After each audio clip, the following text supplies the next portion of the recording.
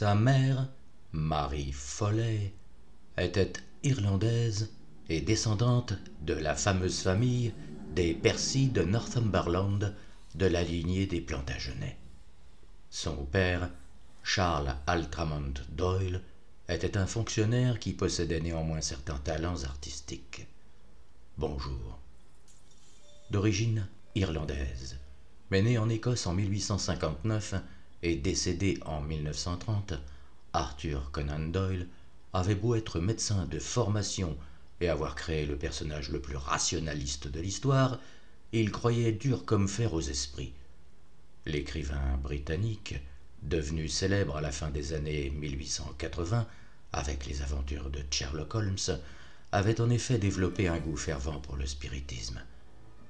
Très en vogue au XIXe siècle, Victor Hugo, Théophile Gautier ou Alexandre Dumas s'y adonnaient.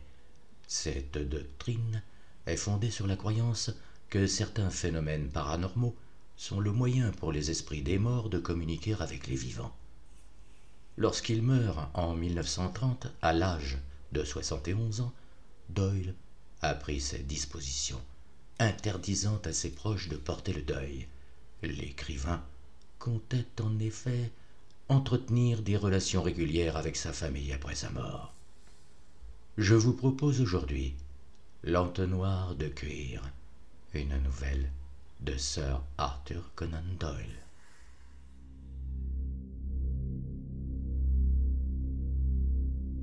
Démons et merveilles, Michael Darjoy.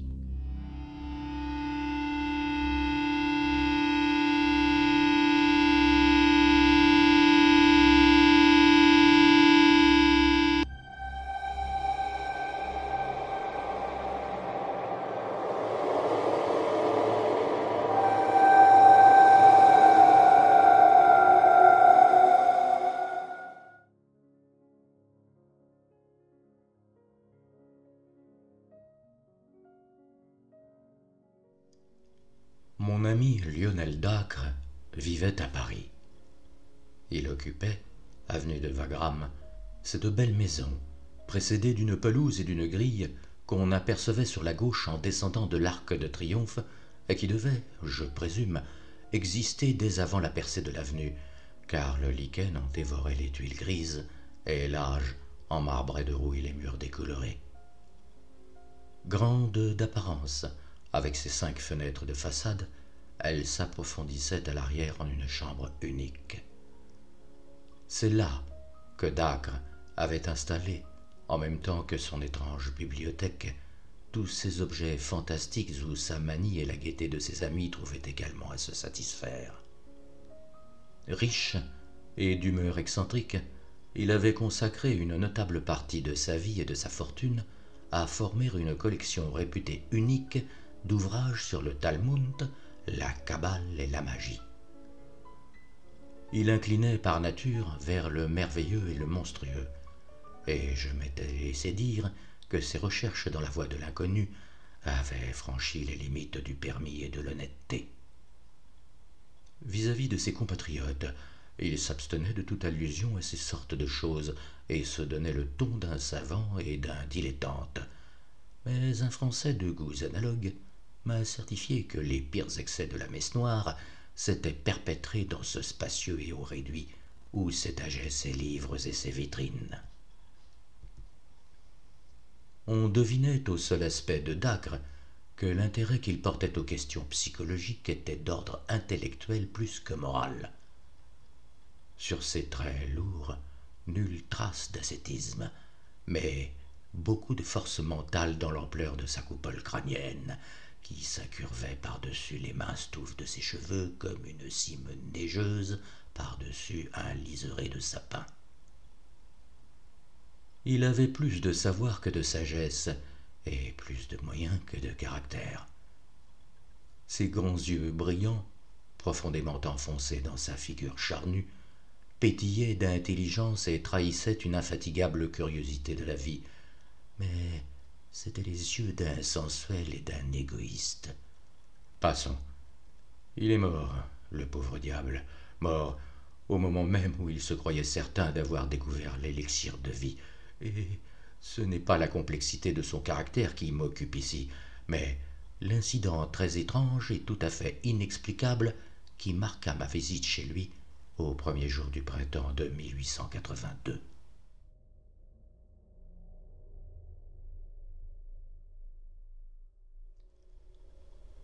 J'avais connu Dacre en Angleterre lors de mes recherches dans la section assyrienne du British Museum. Lui-même, en ce temps-là, s'efforçait de trouver un sens mystique et ésotérique aux tablettes babyloniennes. Cette communauté de préoccupations nous rapprocha. Quelques remarques de hasard nous conduisirent à des conversations quotidiennes, puis à des relations voisines de l'amitié. Je dus lui promettre de ne pas faire un séjour à Paris sans l'y voir. Le jour où je pus tenir ma promesse, j'habitais un chalet à Fontainebleau. Les trains du soir étaient peu commodes. Il me demanda de passer la nuit dans sa maison. « Je n'ai, en fait de lit, que ceci de disponible, dit-il, en me désignant un vaste sofa dans son salon. J'espère que vous vous en arrangerez le mieux possible. » Singulière chambre à coucher que cette pièce aux murs très élevés et toute garnie de volumes.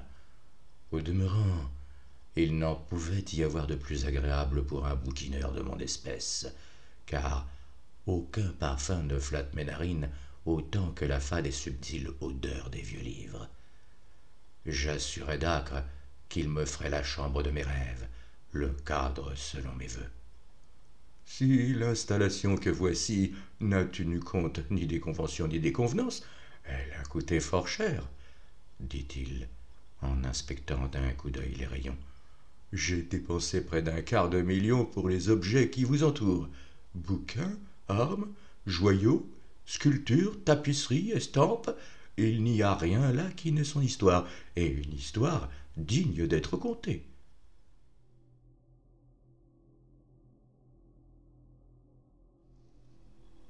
Il s'était assis, tout en parlant, à l'un des coins de la cheminée, et j'avais pris place à l'autre. Sur une table de lecture, la lumière d'une forte lampe inscrivait un rond doré. Un palimpseste à demi roulé était posé au centre. Tout un bric-à-brac fantasque s'éparpillait alentour. Là se trouvait notamment un large entonnoir, du genre de ceux qu'on emploie pour remplir les fauteuils. Il semblait fait de bois noir et garni, au bord, d'un cercle de cuivre terni.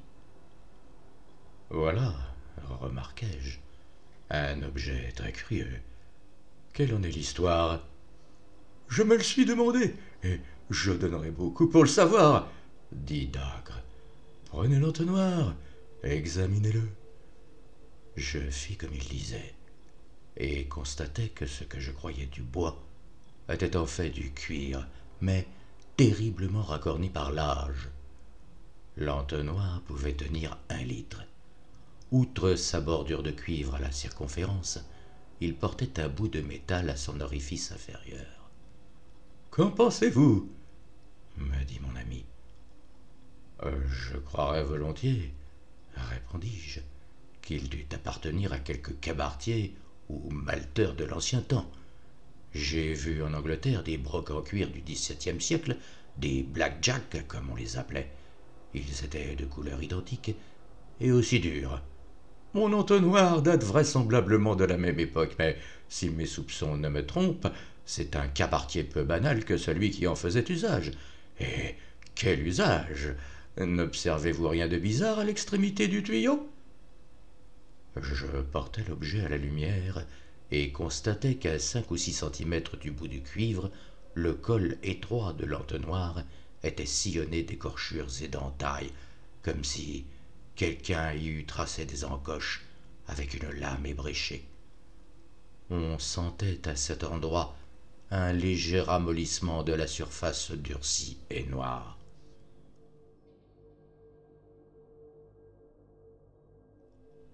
Quelqu'un a essayé de couper le tuyau. Pouvez-vous dire couper? Mais c'est déchiré et lacéré. Quelque instrument dont on se soit servi. Il a fallu de la vigueur pour imprimer de telles marques sur une matière aussi résistante. N'est-ce pas votre avis? Vous en savez là-dessus plus que vous ne dites. Dacre eut un sourire, et je vis dans ses yeux le regard de l'homme qui sait. Avez-vous, demanda-t-il, compris dans vos études la psychologie des songes?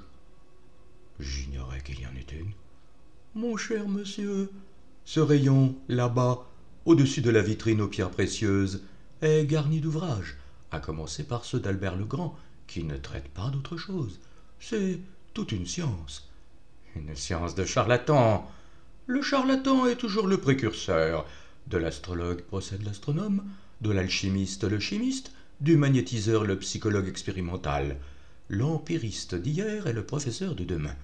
Des phénomènes subtils et illusoires, comme les songes, s'ordonneront eux-mêmes un jour et se réduiront en système. Les recherches des amis dont les livres s'alignent sur cette planche de bibliothèque auront cessé alors d'amuser les mystiques pour devenir les fondements d'une science. Soit, mais qu'est-ce que la science des songes peut avoir à faire avec un entonnoir large et noir et cerclé de cuivre? Je vais vous le dire.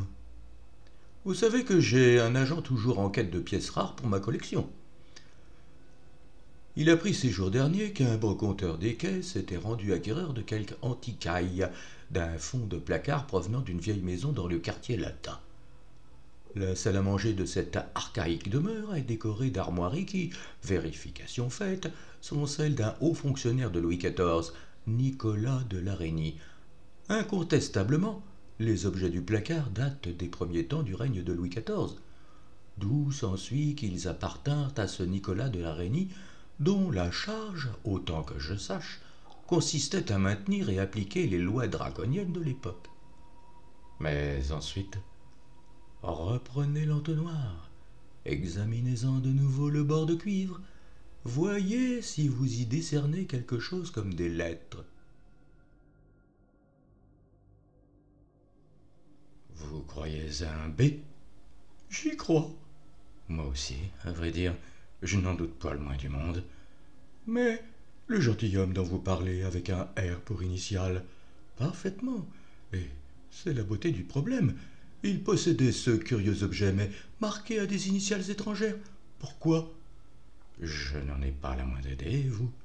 Moi? Peut-être. Remarquez-vous une espèce de dessin le long du cercle? On dirait une couronne? C'en est une.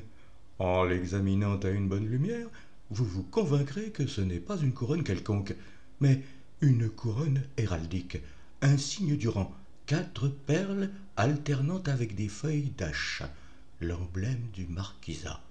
Nous en déduirons que la personne dont les initiales finissaient par B avait qualité pour porter cette couronne. Mais alors, ce vulgaire entonnoir appartint à un marquis?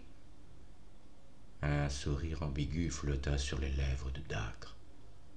Ou à quelques personnes de la famille d'un marquis, dit-il. C'est ce que démontrent clairement les marques de ce cercle. Et quel rapport ceci a-t-il avec les songes? Si ce fut le visage de Dacre qui m'impressionna, ou quelque chose d'indéfinissable dans son attitude, je l'ignore, mais un sentiment de répulsion, d'instinctive horreur me saisit, tandis que je considérais ce bloc de vieux cuir noueux. J'ai dû au songe plus d'une information importante, me déclara mon ami, sur ce ton didactique qu'il affectait volontiers. Aujourd'hui, toutes les fois que j'ai un doute sur un point de fait à propos d'un objet quelconque, je place cet objet près de moi quand je me couche, et j'en attends un éclaircissement. Ce qui se passe ne me paraît pas très obscur, bien que n'ayant pas encore reçu la consécration de la science orthodoxe. D'après ma théorie, tout objet qui s'est trouvé associé à une émotion humaine, joie ou douleur, portée à son paroxysme, en garde une certaine atmosphère, une certaine faculté d'association, susceptible de se communiquer à un esprit sensible. Par esprit sensible, je n'entends pas un esprit anormal, mais un esprit façonné par l'éducation, comme le vôtre ou le mien. Vous voulez dire que si, par exemple, j'avais près de moi, en dormant, la vieille épée fixée à notre mur, je reverrais de quelque sanglante affaire où elle joua son rôle? Excellent exemple, car le fait est qu'en ayant usé de la sorte avec cette épée, j'ai vu dans mon sommeil la mort de son maître, tué dans une échauffourée que je n'ai pu authentifier, mais qui se produisit durant la fronde. Songez-y donc, certaines de nos coutumes populaires montrent que le phénomène était connu de nos ancêtres, qui l'avaient, dans leur sagesse, classé au nombre des superstitions. Ainsi, notamment, l'usage de placer derrière l'oreiller le gâteau de la mariée, afin que le sommeil lui procure de bons rêves. C'est une des preuves multiples que j'invoque, comme vous le verrez dans une plaquette que je suis en train d'écrire. Pour en revenir à notre entonnoir, je le pris une nuit à mon côté en me couchant, et j'eus un rêve qui, certainement, jette un jour singulier sur sa fonction et son origine. Qu'avez-vous donc rêvé? J'ai rêvé... Une soudaine inspiration anima sa figure massive. Bonne idée, by Jove, dit-il. Voilà, une jolie expérience à faire. Vous devez être un excellent sujet psychique, avec des nerfs qui répondent vivement à l'impression. Je ne me suis jamais mis à l'épreuve. Nous allons vous y mettre. Puis-je vous demander de vouloir bien, quand vous serez couché là cette nuit, avoir ce vieil entonnoir près de votre oreiller? La requête me sembla grotesque, mais j'ai, moi aussi, dans ma complexe nature, la soif du bizarre et du fantastique. Je n'accordais aucun crédit à la théorie de Dacre. Je ne mettais pas le moindre espoir dans l'issue d'une pareille expérience, et cela m'amusait pourtant que l'expérience fût tentée. Dacre, le plus gravement du monde, disposa à la tête du sofa une petite place où il mit l'entonnoir. Puis, après un bout de causette, il me souhaita une bonne nuit et me laissa seul. Devant le feu qui brûlait sans flamme, je restai quelque temps à fumer, tout en retournant dans mon esprit le curieux incident survenu et l'étrange expérience en perspective. Nonobstant mon scepticisme, je ne laissais pas d'être un peu troublé par l'assurance de Dacre et ce décor insolite, cette énorme chambre peuplée d'objets extravagants, souvent sinistres, me disposait aux graves pensées. Je me dévêtis enfin, soufflai ma lampe et m'allongeai. Et voici, fidèlement décrite, la scène que je vis en rêve. Elle s'évoque dans mon souvenir, plus nette qu'aucune autre dont je fus le témoin éveillé. J'étais devant une espèce de salle basse. 4 arcs s'élançaient des côtés, se rejoignant pour en soutenir la voûte concave. L'architecture en était rude mais puissante. Cette salle faisait évidemment partie d'un grand édifice. 3 hommes en noir, coiffés de toques en velours évasés dans le haut, siégeaient sur une estrade tendue de rouge.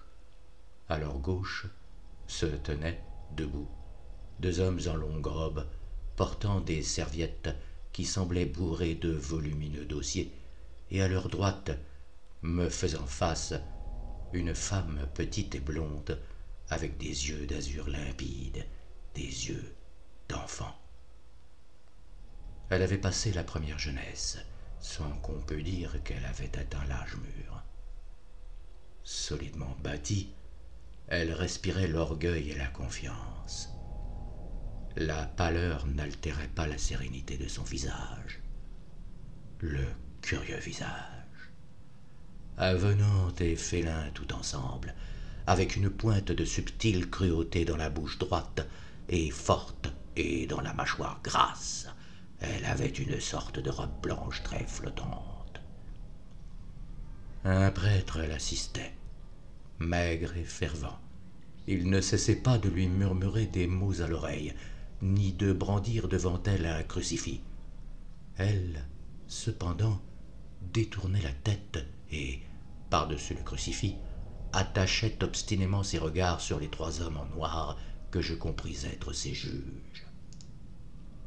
Comme je considérais ce spectacle, les 3 hommes se levèrent. Il y eut quelques paroles dites, mais je n'en pus distinguer aucune, bien que j'eusse conscience que c'était l'homme du milieu qui parlait. Puis, tous les trois quittèrent la salle, suivis des deux porteurs de dossiers. Au même instant, plusieurs gaillards de mine sévère, bien découplés dans de solides justes au corps, entrèrent fort affairés. Ils enlevèrent d'abord les tentures rouges, puis les charpentes de l'estrade, de façon à débarrasser complètement la salle. Cet écran ôté, des meubles surprenants apparurent. L'un d'eux semblait un lit, avec des roulettes de bois à chacune de ses extrémités et une manivelle pour en régler la longueur. Une deuxième avait l'air d'un cheval de bois. Je remarquai un certain nombre d'hôtes tout aussi spéciaux et des quantités de cordes suspendues à des poulies. Cela faisait assez l'effet d'un gymnase moderne.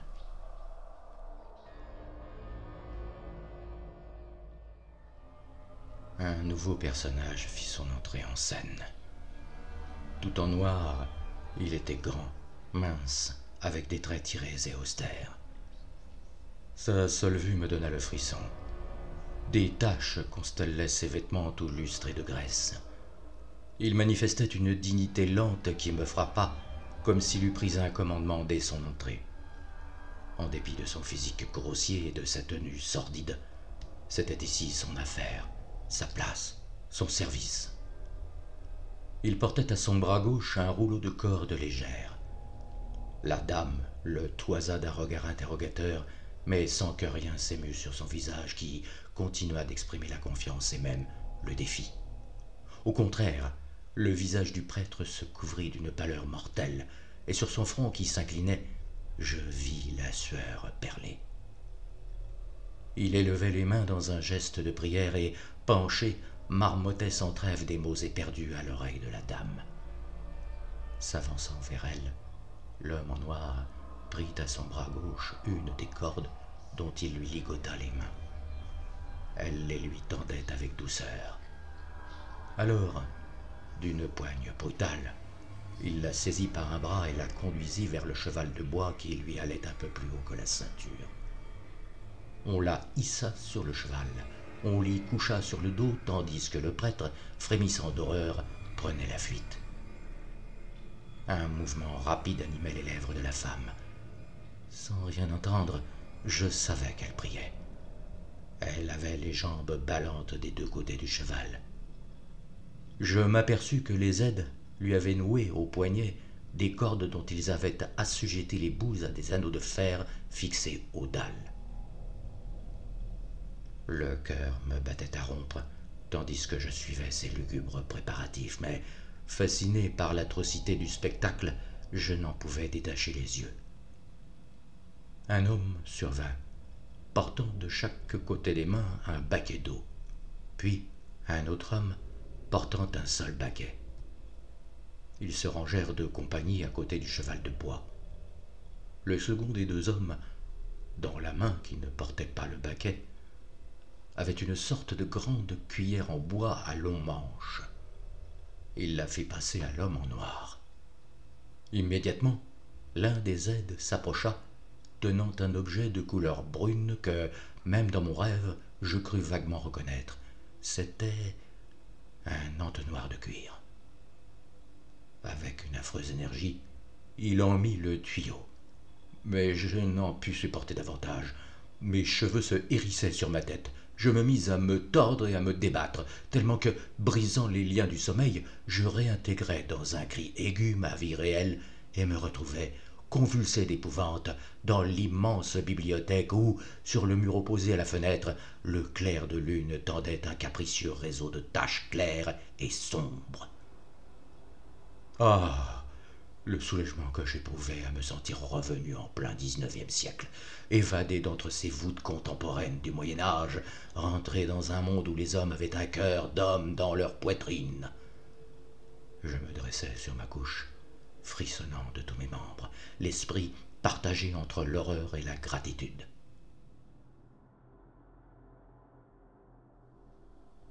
Penser que de telles choses se fussent accomplies eussent jamais pu s'accomplir sans que Dieu frappât de mort les coupables. La fantaisie d'un songe m'abusait-elle, ou si vraiment quelque chose de pareil était arrivé aux jours noirs et cruels de l'histoire? Je plongeais dans mes mains qui tremblaient, mes tempes palpitantes. Et soudain, je crus que mon cœur s'arrêtait. Le saisissement ne me laissa plus la force d'émettre un son. Une ombre venait vers moi le long de la chambre obscure. Incapable de raisonner et de prier, je demeurai là comme pétrifié, regardant l'ombre s'approcher à travers la vaste chambre. Elle coupa le chemin blanc frayé par le clair de lune. Et alors, je repris haleine.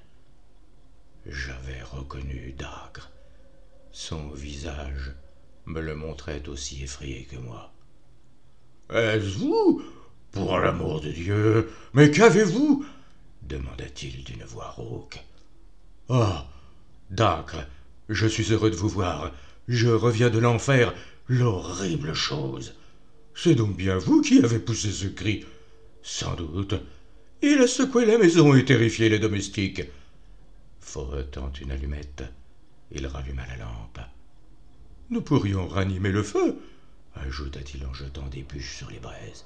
« Bon Dieu, mon cher, mais vous êtes tout pâle. Viendriez-vous de voir un revenant ?»« Ce n'est pas un revenant que je viens de voir, mais plusieurs. » « L'entonnoir de cuir a donc opéré ?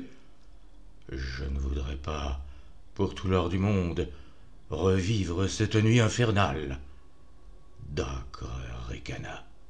« Je pensais bien, dit-il, que vous lui devriez une nuit mouvementée. Vous m'avez d'ailleurs revalu cela. Un cri comme le vôtre, à 2 heures du matin, n'a rien de drôle.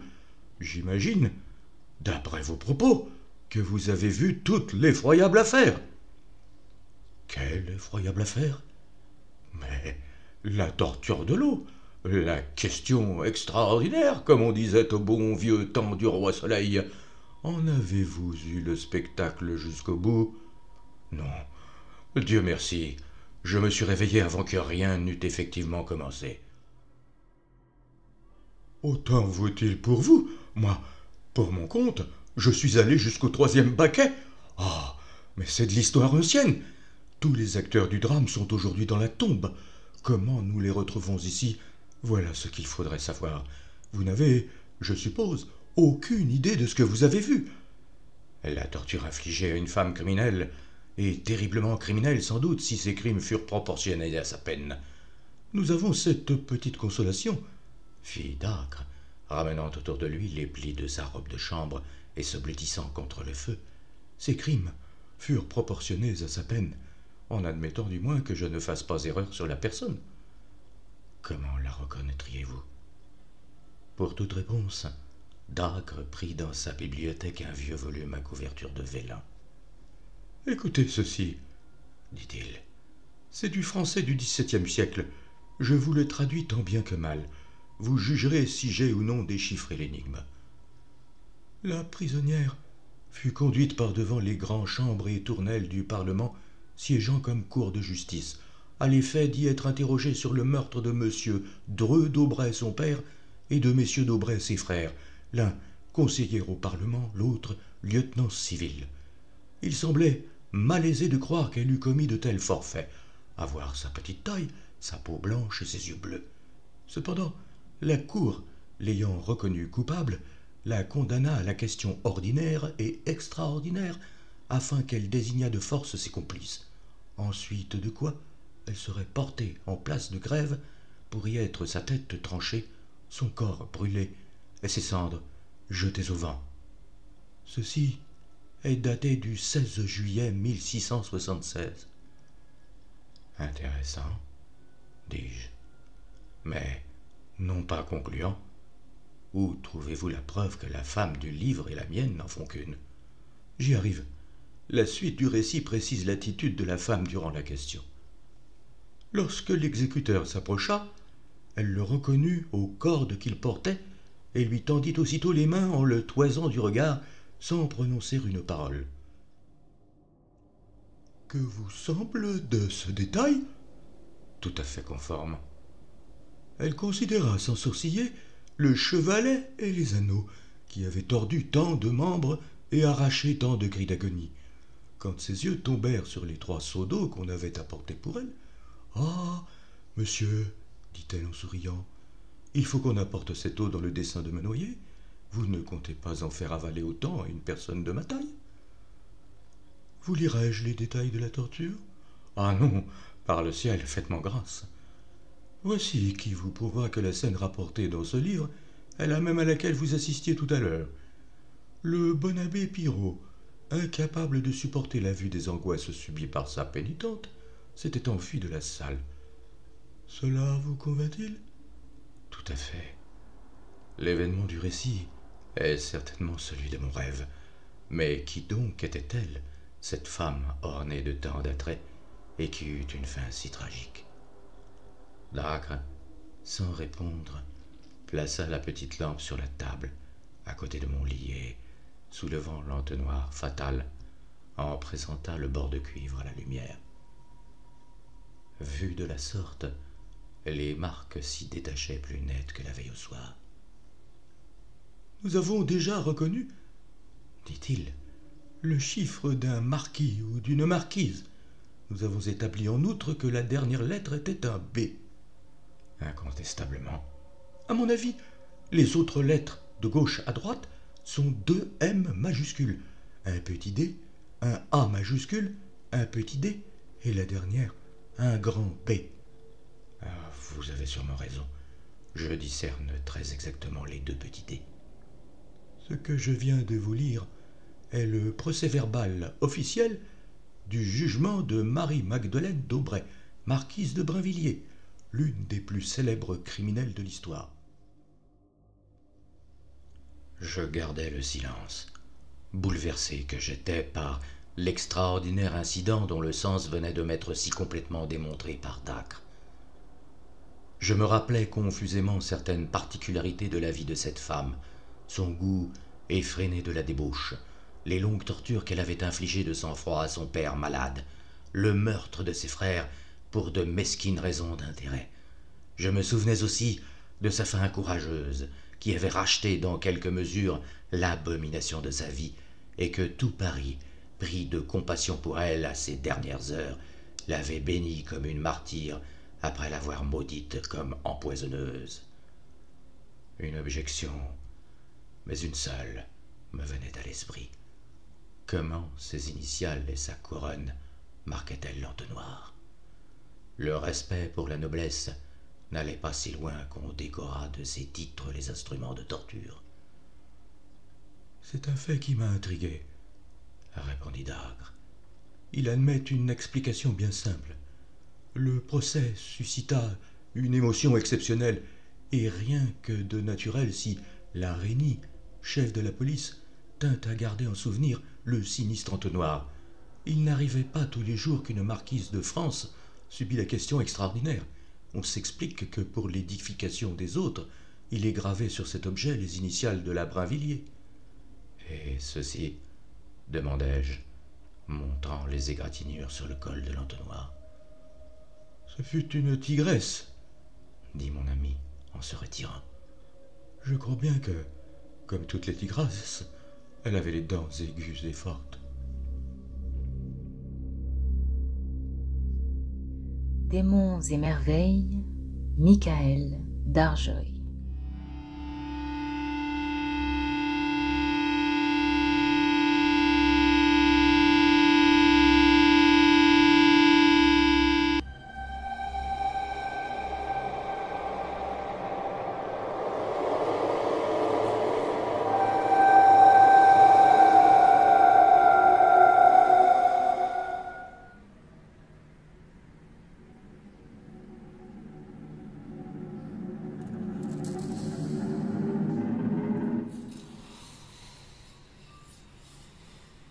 L'entonnoir de cuir, une nouvelle d'Arthur Conan Doyle, datée de 1903.